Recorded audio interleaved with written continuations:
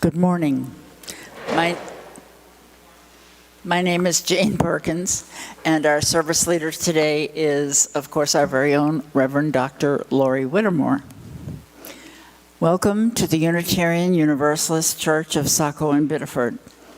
We also want to welcome those joining us on YouTube and encourage you to have a candle or chalice to light when we light ours here in a few moments. Whoever you are, wherever you come from, whomever you love, we are glad you are here with us today. The theme for today is creativity. We invite you to carry that theme with you as you are out and about in your daily life. We strive to be a green sanctuary. It gives roots and wings to our vision of a world where all people build toward a sustainable future and make reverence, gratitude, and care for the living earth central to our lives. We want to acknowledge that our building sits on the unceded land of the Wabanaki Confederation, which includes the Abenaki, Maliseet, Micmac, Passamaquoddy, and Penobscot nations. We invite you to take home the order of service for information and announcements, or you may leave it for recycling as you leave the sanctuary. Our current COVID guidelines are on the back page. There will be a social hour in the parish hall after the service. We invite you to please join us.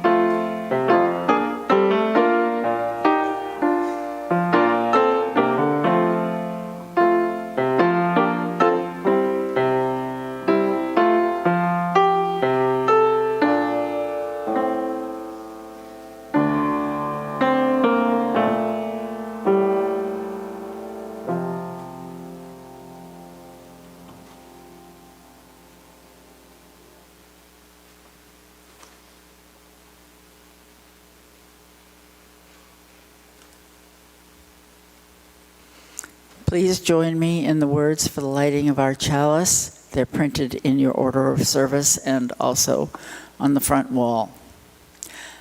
This is our sacred promise.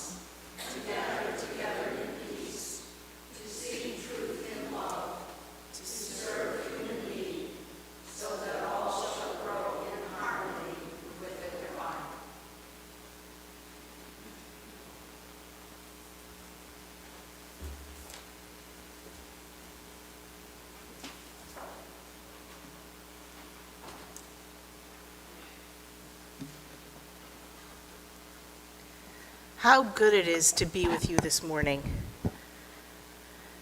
It is said that ministers are here to comfort the afflicted and afflict the comfortable. I say we are all afflicted and we are all comfortable. May our time together this morning be a comfort and a confrontation. May we find peace here in times of tumult May we here invite tumult into our lives in peace. May we here find calm in times of restlessness. May we here allow restlessness to evolve into action. Let this be the place you consider what you've never considered. Let this be the place you imagine yourself something new and unthinkable. May this hour bring dreams of new ways of being in the world. Come, let us worship together. And please stand if you're able and join me singing hymn number 311, Deus Colores.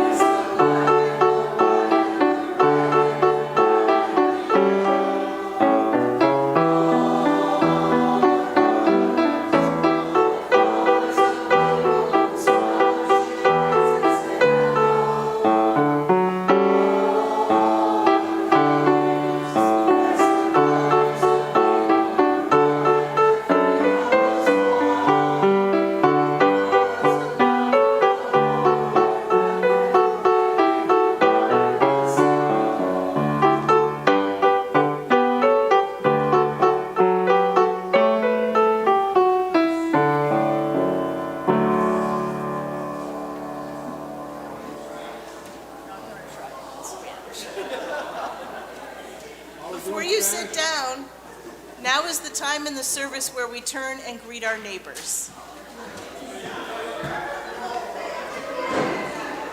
Hi, neighbor. Hi, neighbor. Did I really scare you? You're just on edge. I know, I just, which is why.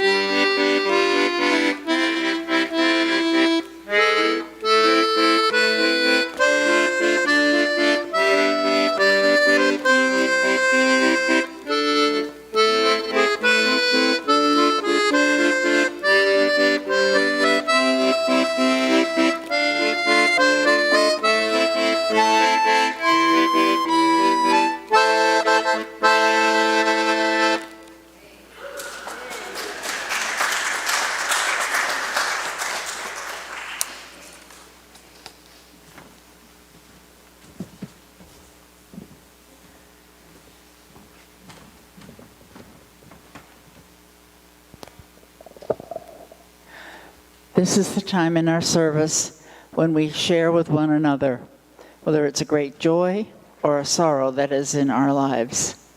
If you would like, please come forward, tell us who you are, share what is in your heart, light a candle.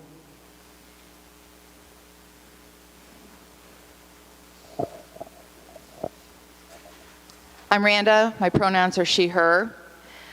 I have a lot of things, just as Lori was saying, tumult and joy and all. My friend Claudine is suffering with grief. She has had a lot of loss in her family in the last few weeks, and all of her family is in Africa, and she can't be with them. And prayers for her and other people who are separated from their loved ones at important times in their lives. Joy. I was able to participate in the housing summit at Busan yesterday, which gives great hope that we have wonderful legislation and legislators who are ready to help with the crisis that we're in. Candle for myself, because it's overwhelming to know all that's going on and try to fit it all in.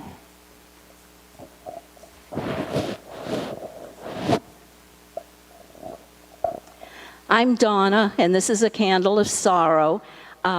My dear friend Carla, who is a UU and has come here on occasion, she and her family are very sad today because they just found out this morning that her nephew overdosed and died. So sad.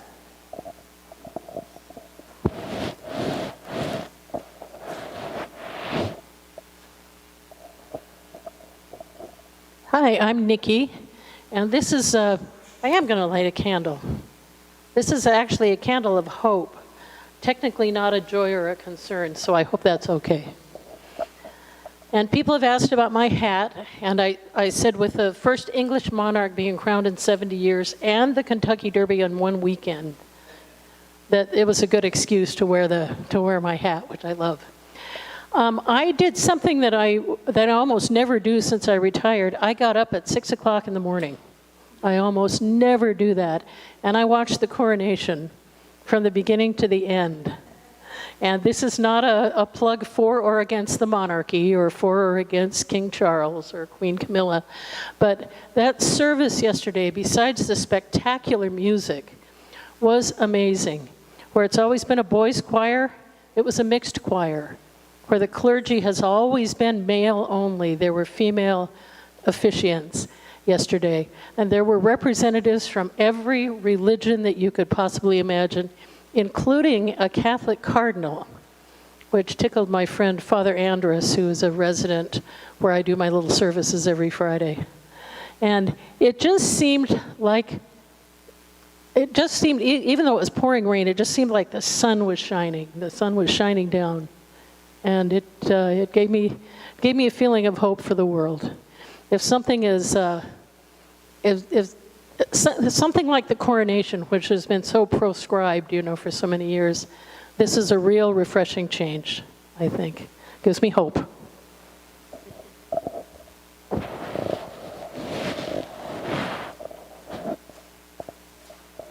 Good morning, I'm Doreen Spirito.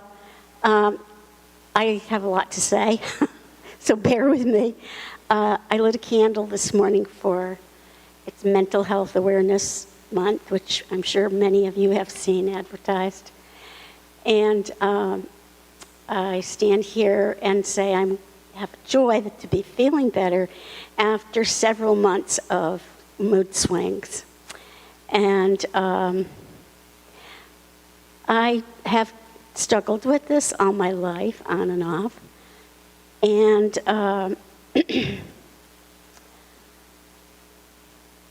it's hard to talk about because I have felt a lot of shame about it, which I stand here to try to mitigate the shame and stigma around mental illness. So I pray, I ask prayers for all the mentally ill. So many people, there's help out there, but you have to be able to be willing and able to afford it. And the mental health is not very funded in our medical community or our United States. And therefore, people live on the streets, they live in camps, and they die of drug overdoses.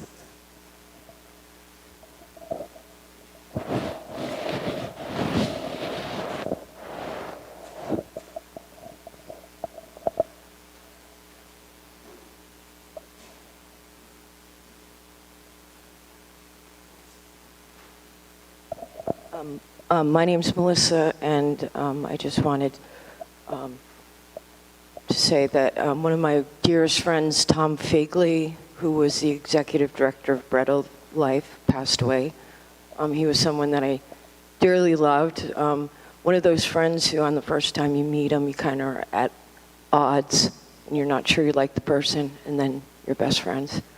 Taught me a lot of great lessons in life, and was a person who always made sure that there was that warm plate for the last person that would come in off the street. But I was lucky enough to have been able to spend some of the final times seeing him sharing blackberry ice cream and music and even a sweet kiss.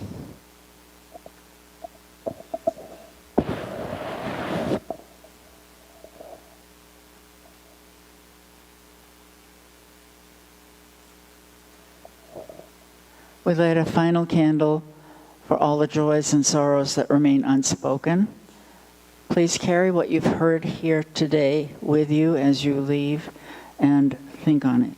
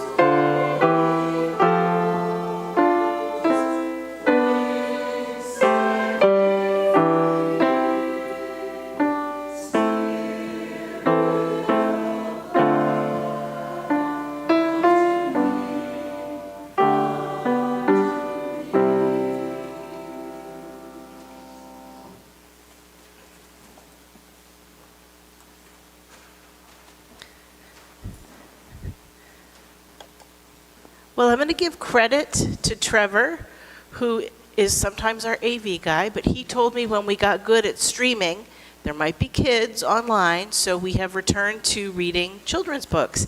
And this one is particularly fit for today, and it's called My Name is Sangol.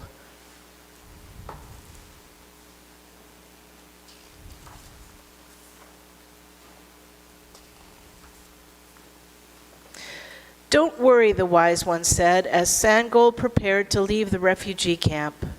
You carry a Dinka name. It is the name of your father, of your ancestors before him. The old man hugged him, and Sangol could feel the bones in the thin arms. Remember, you will always be Dinka. You will be Sangol, even in America. Sangol's father was killed in the war in Sudan.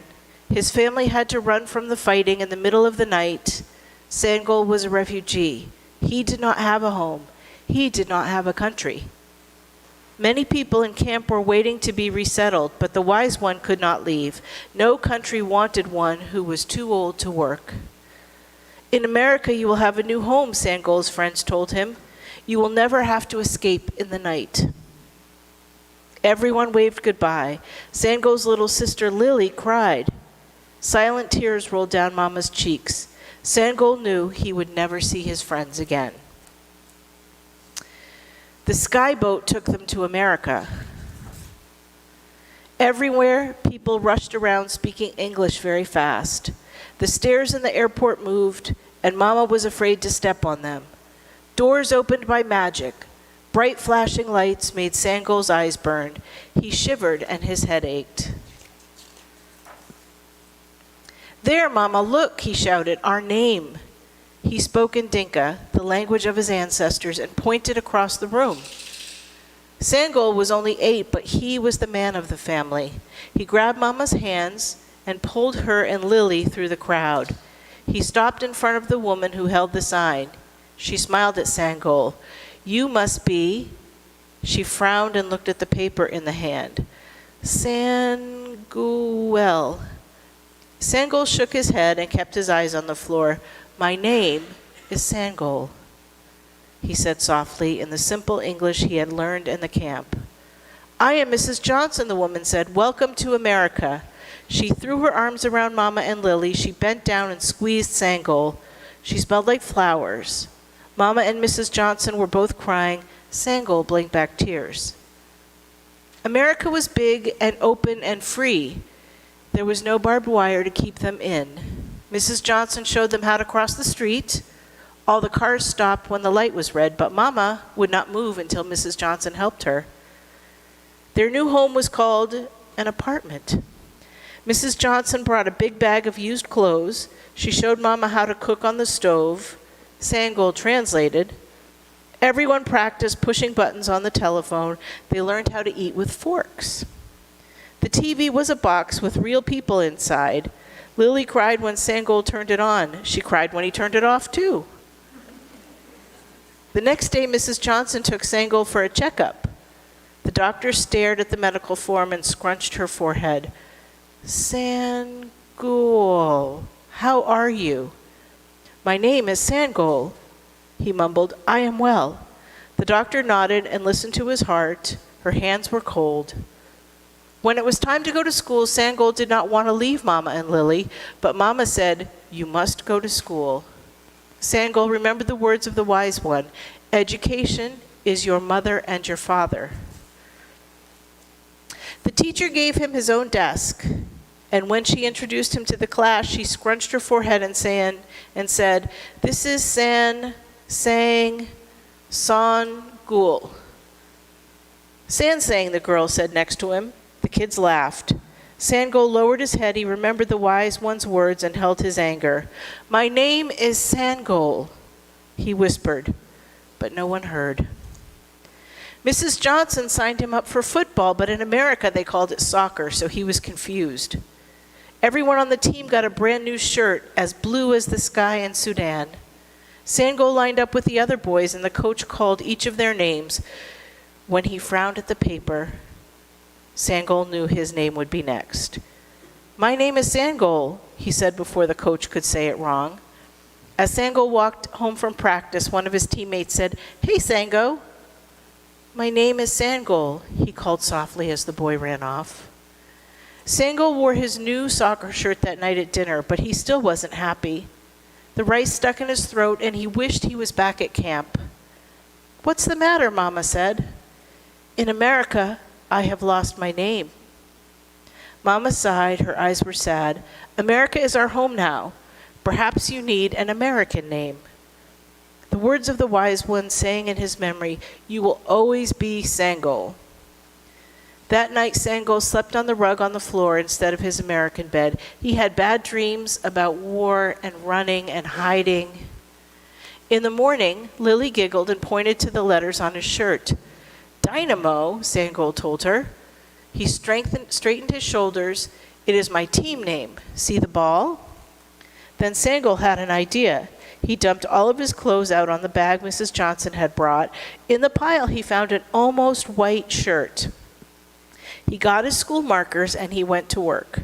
Finally, Sangol put the markers away. He took off his brand new soccer shirt. He put on the almost white shirt and went to school. All the children crowded around to read Sangol's shirt. "My name," it said across the top. After the words were 2 pictures, and the pictures are the sun and a goal with the soccer ball in it. "It's a sun and a soccer ball," the boy named Billy said. "It's a goal," the girl next to him said. "His name is Sangol." Sungol nodded and smiled. You had a good idea, Sungol, his teacher said. You have a very good name. He stood tall and proud. It is the name of my father and my grandfather and his father before him, he said. My name is Sungol, even in America.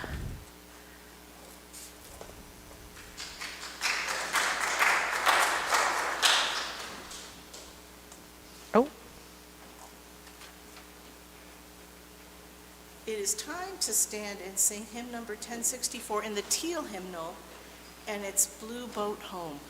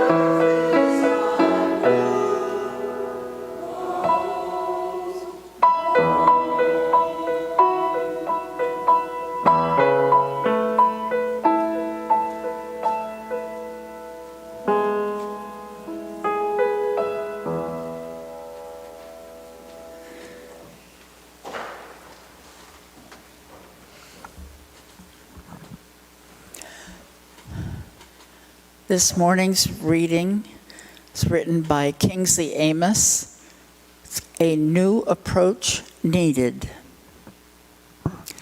Should you revisit us, stay a little longer and get to know the place. Experience hunger, madness, disease, and war. You heard about them, true, the last time you came here. It's different having them. And what about a go at love, marriage, children? All good, but bringing some risk of remorse and pain and fear of an odd sort. A sort one should, again, feel, not just hear about, to be qualified as a human race expert. On local life, we trust the resident witness, not the royal tourist. People have suffered worse and more durable wrongs than you did on that cross. I know you won't get me up on one of those things.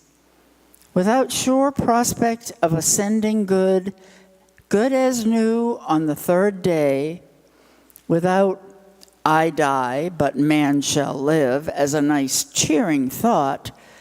So next time, come off it and get some service in, Jack, long before you start laying down the old law. If you still want to, then, tell your dad that from me.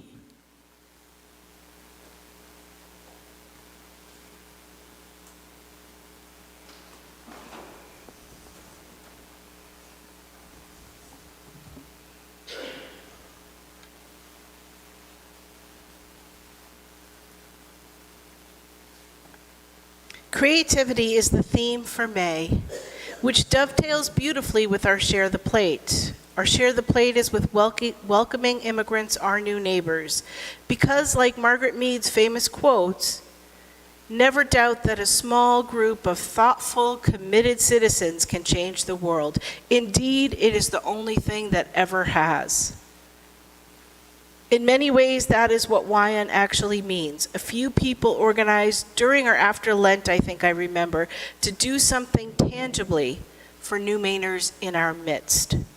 A few thoughtful, committed citizens have changed the world, at least for several people who have made their way to our city or our country. There are several approaches for supporting new Americans and New Mainers. I will share an interesting fact I learned a while back about who helps new Americans. Conservatives and conservative Christians support little to no support for immigration and other social issues by the government or using government funds, but they are 76% more likely than liberals to roll up their sleeves regarding social issues and serve at a personal level. In other words, they are more likely to get dirty in the work with the people who are suffering, to hear the suffering ear to ear, elbow to elbow. And conservative Christians spend more time involved in volunteering to help causes than liberals. Whereas liberals, religious and otherwise, on the other hand, believe that government should be involved in addressing social issues, providing welfare in the many ways that can look like.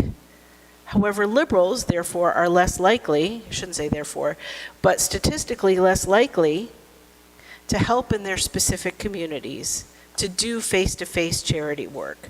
Now, I know that is not true in these four walls. I can't think of anyone here who doesn't raise their hand to help others in this community, outside of this building, and in social issues at large. And I'm so proud of that, actually. So we are liberals, but we are caring liberals, and we do the work. And resettlement is no easy thing to engage with. As many of you know, immigration is a hot button, and it's a complicated issue. There are language barriers, trauma, confusion, resistance, and radical cultural differences. When doing some resettlement projects with my church years ago, I found that the logistical parts of finding resources and home goods and moving people was the easy part, at least 20 years ago when my knees felt better. The hard part was helping them understand our culture and our idiosyncrasies. The hard part was pronouncing their names. The hard part was recognizing that they didn't necessarily come here to change or lose their culture. They were fleeing for other reasons and looking for a safe place or opportunities to live out their culture and belief systems in full measure. I learned more from them than I could possibly have imagined, and I know that's kind of a trite saying, but it was hard work, both mentally and physically.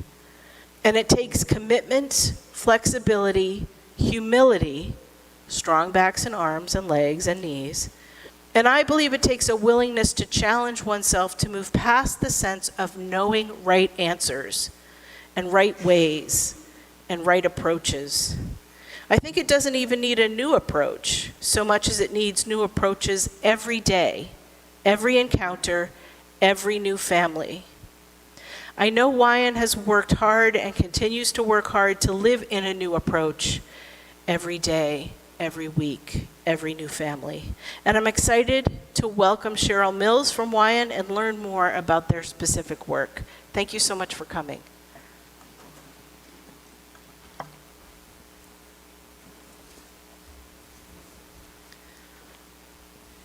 That was so eloquently and beautifully stated, thank you, that I'm not sure what I have to say can add much to that. And I also wanted to thank you for the story that you read today, because there is nothing more important than being seen for who you are. And for many, many people, children and adults, their name confirms that I see them for who they are. And just a little bit on that, many succumb quickly to thinking they need to give us an easier way, an easier name. And as everything else we do, we try to be guided by what the individual wants. But I always say, I want to know your name. I want to say your name. And sometimes I'm good at it, sometimes I'm not so good. But if that person says, no, I want to use my American name, then that's what I do. But I give them the opportunity to own and keep their name. And I think many here can look back at their own families and see how maybe their names were changed over the course of generations to fit in, to not be identified as the foreigner, as the stranger. So I know many people in my background who came with the last name of Schmidt during a time when being German was not a good thing, changed their name to Smith. I was so happy that my grandfather didn't do that. So that name has stayed as important to me. So that's all a little tangent, not what I planned on saying. But I want to thank you for giving me a few moments today to share the work of welcoming immigrants, our new neighbors. Very long name. We affectionately refer to it as WYON by its initials. I want to thank you for the support that you as a congregation and as individuals have given to this organization over the years, both financial support and other support when you so generously hosted our community gathering just before the onset of COVID. So hopefully maybe we'll be able to reinstate that. And I want to thank the members of this congregation that I already know for everything they have done to welcome immigrants into our community.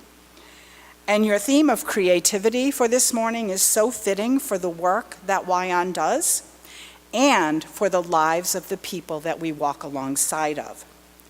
We try to practice creativity in our approaches as we support others as they try to create a life in this new country while keeping the essence of who they are and the culture that they bring with them.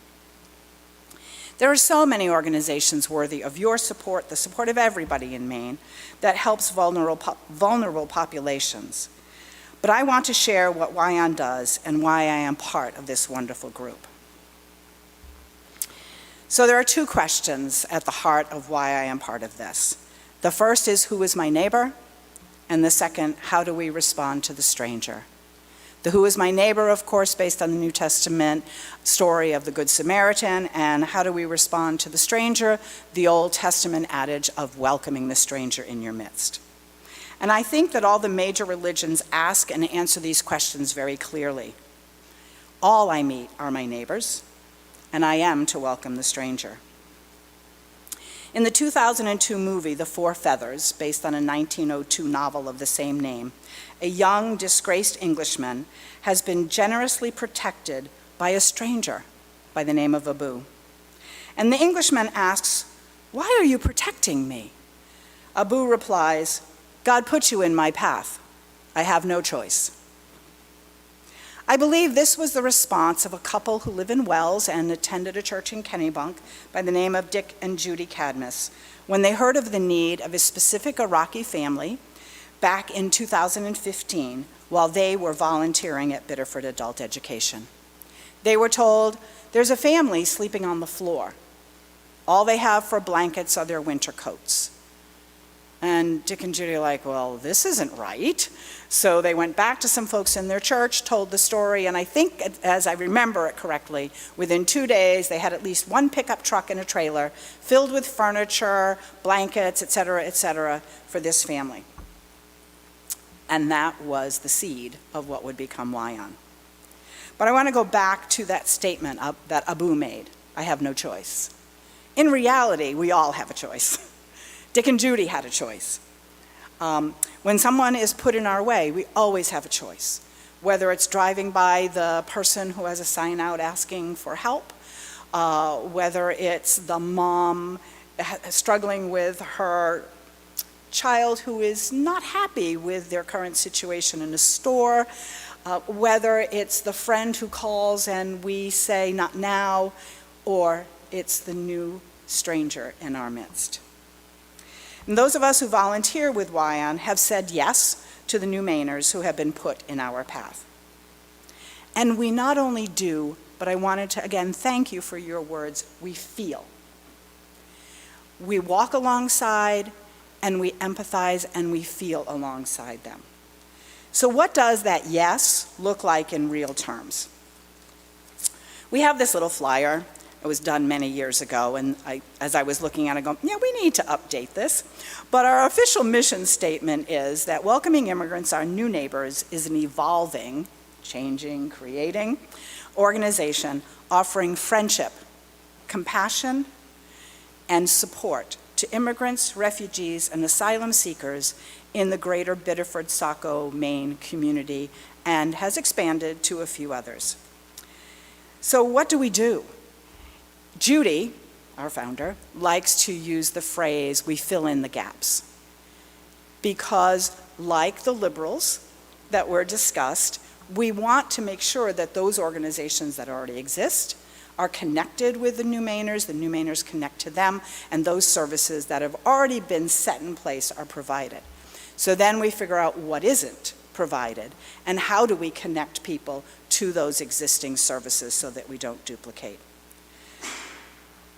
As was already said, there are some parts that are easier in some ways, and that is getting furniture, getting blankets and sheets, getting clothing, helping people find the way to get groceries. The to-do things can seem like the easier. Not that they aren't challenging, and not that they aren't physically tiring, and not that they don't challenge our knees and our backs. So we help people who have a need for the actual components of living in an apartment. We help them enroll in schools, children and adults alike. We try to introduce them to their larger community, orient them to where things are. As I said, we make connections to those existing services. We help with transportation, both within our own vehicles and also by providing bus passes. We advocate for people with those existing systems and services. I can't stress that advocate part enough. We network with existing agencies such as York County Community Action, the Maine Immigrant Rights Coalition, the Salvation Army, Nassau Health, Free Care, Catholic Charities, the list goes on and on. But we provide that friendship, and in some cases, we become the family that was left behind. In the story that was read, it talked about being alone and leaving generations and leaving family. And as Randa mentioned, our friend Claudine, it's hard enough to know you may never see your family again, but when those deaths come and that reality is so real, it's helpful. It's not a replacement, but it's helpful for them to know that there are Americans here who will stand and sit and cry with them.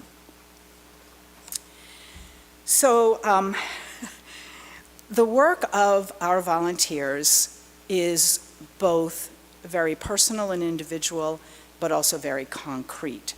And we do a lot of the work with what we call care teams, which is like a mentoring friendship relationship. And I just wanted to share with you some of the activities or things that members of those care teams would do. They help provide furniture through the great assistance of our furniture coordinator.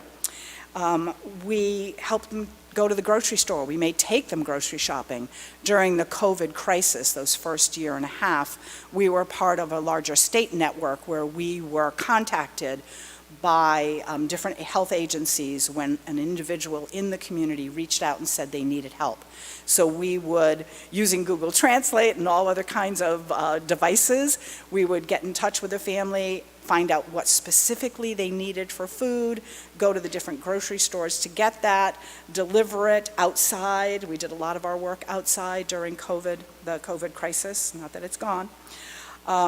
We might take children and family on outings to places like the beach, to the gardens. I took a friend to the botanical gardens last year and she just absolutely loved that. Maybe to a Sea Dogs game, sometimes to the wildlife park. We help them make and keep their medical appointments. One of the cultural differences, and I strongly support the keeping of culture, while encouraging people to live within the reality of their new culture. And one of those big challenges is around medical appointments or other appointments. Because in many cultures, appointments are suggestions. Or the appointment is like, oh yes, it's at 10, but it's okay if you're a couple hours late. So that's an ongoing cultural exchange. So we help them know, make it and keep it. We may help them apply for work permits, submit their asylum applications to the USCIS. I have made connections to domestic violence programs for New Mainers. We help them get their children ready for school. We may attend a parent-teacher conference alongside them. I mean, think about the number of American parents who are intimidated by going to a parent-teacher conference. Can you for a moment imagine being in a country where maybe you speak a little bit of the language, but your understanding of education is what you experienced in your country, which could be very, very different. And you're going to this meeting with the teacher who in many, many cultures is a revered figure in their society, that you don't question, you don't ask anything of them, unlike many of us American parents. So that was a wonderful experience that I have had. We also have assisted people in both emotional support but financial support to get further education. Last year, 2 of the families that we have walked alongside very closely, the dads graduated from Southern Maine Community College. And this year, a single woman who came with her sister and her sister's 3 children will be graduating from the University of Southern Maine. And we can't be happier or prouder of them than we are. Also, other fun things that can happen is a couple of us have supported women during their time of pregnancy and have been able to attend the birth of these new Mainers, these new Americans. Again, imagine having to be in hospital when you don't speak the language fluently. And I have to say that our medical systems have just advanced so much in providing services. I was so impressed. During April, I was mentioning I spent quite a few days in the hospital with one family where the 7-year-old daughter was having emergency surgery and where the other family gave birth to their second child.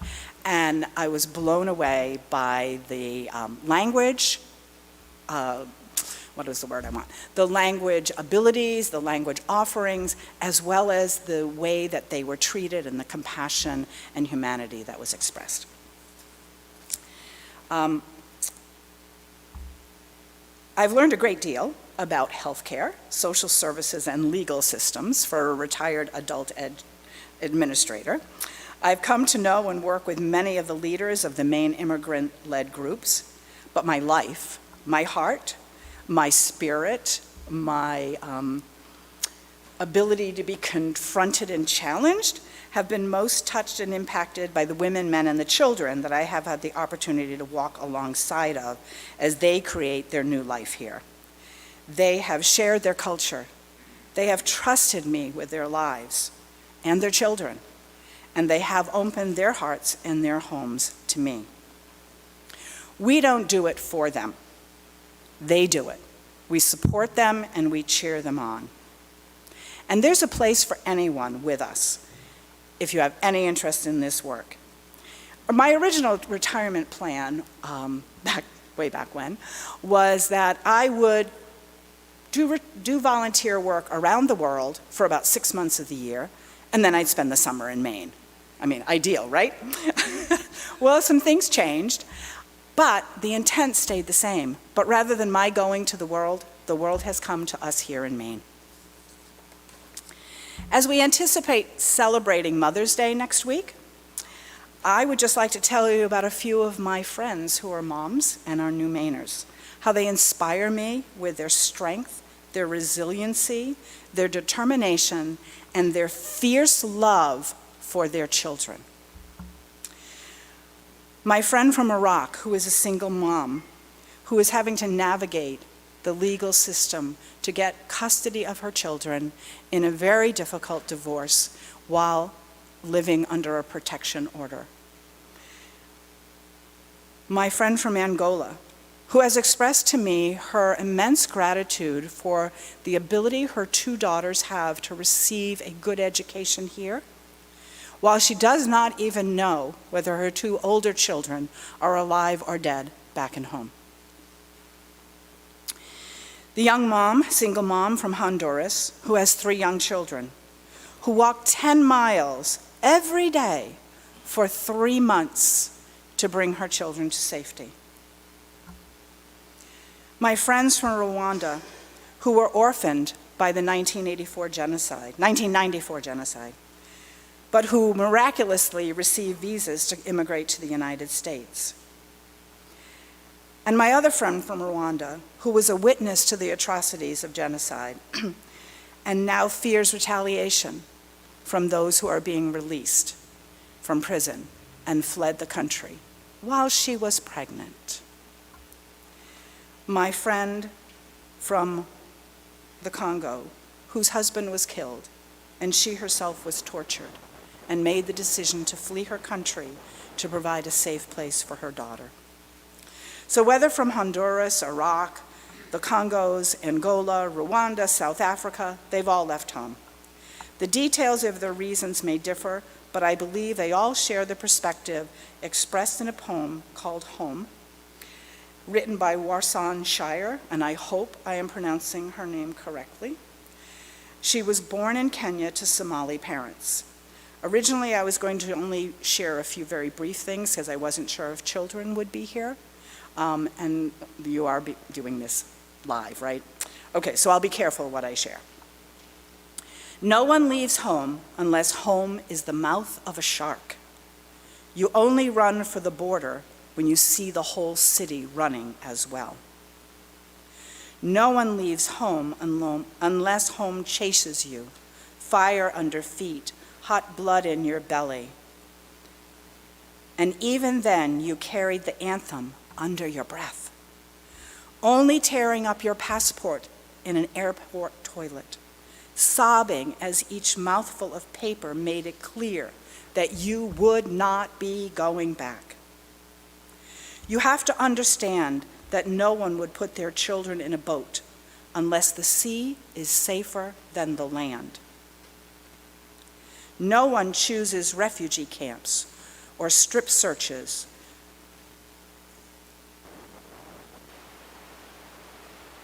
I'm just editing as I go down, I'm sorry. I want to go home, but home is the mouth of a shark. Home is the barrel of the gun, and no one would leave home unless home chased you to the shore, unless home told you to quicken your legs, leave your clothes behind, crawl through the desert, wade through the oceans, drown, save, be hungry, beg, forget pride. Your survival is more important. No one leaves home unless home is the mouth of a shark. Thank you for giving me this opportunity. And I know that was very heavy to end with, but I want to make sure you understand the joys that have come with doing this work. And I am inspired by the people that we work with. With is the word I like to stress. Every day, by their love, by their generosity, by their gratitude, by their strength.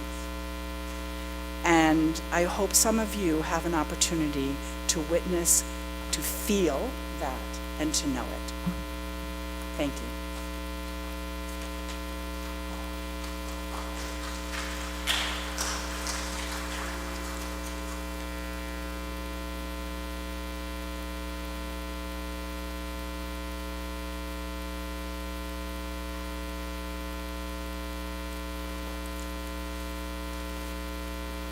When we gather together as a community, we bring the gifts of ourselves, our hearts and spirits, our time and energy, our talents and skills to support the work of this church, here within our walls and out in the larger community. We also bring the gift of generosity, giving of what we have so that the work of this church may continue. As always, half of our offering today will be sent out into the larger community to support the work of Wyon. Welcome immigrants, our new neighbors. If you are watching from home on YouTube, donations may be made by clicking the PayPal link in the video description, or checks may be mailed to UUCSB 60 School Street, Saco. Please be generous as the ushers wait upon you for this morning's offering.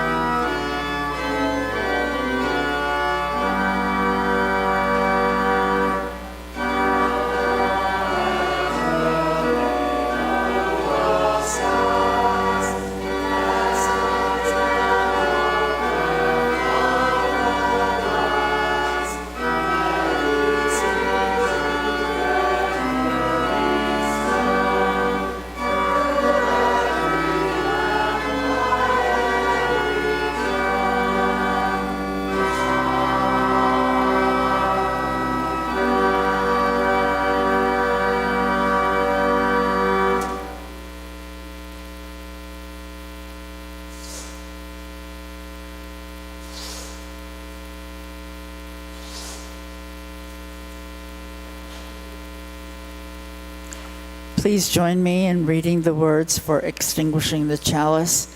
They are in your order of service. As we release this flame from its faithful service today,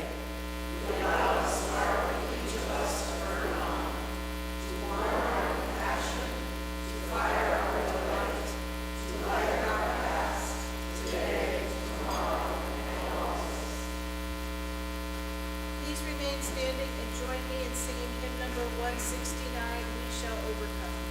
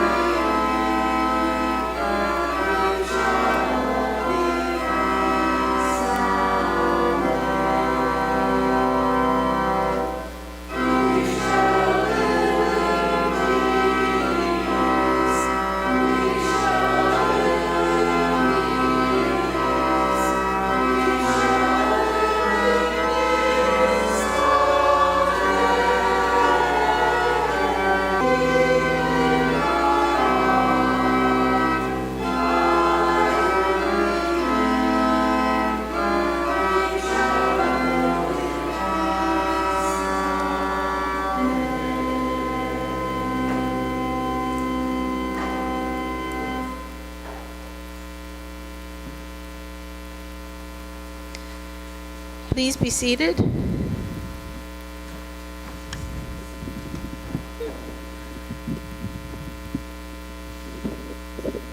The blessing of truth be upon us. The power of love direct us and sustain us. And may the peace of this community preserve our going out and our coming in from this time forth until we meet again.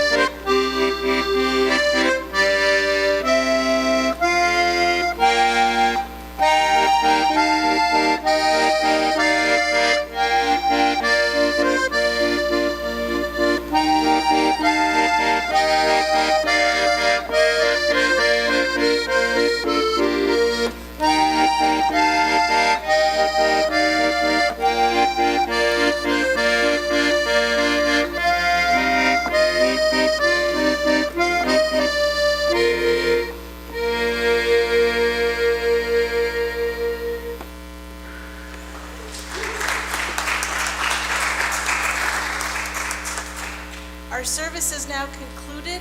Thank you so much for coming. Please remain seated for the postlude.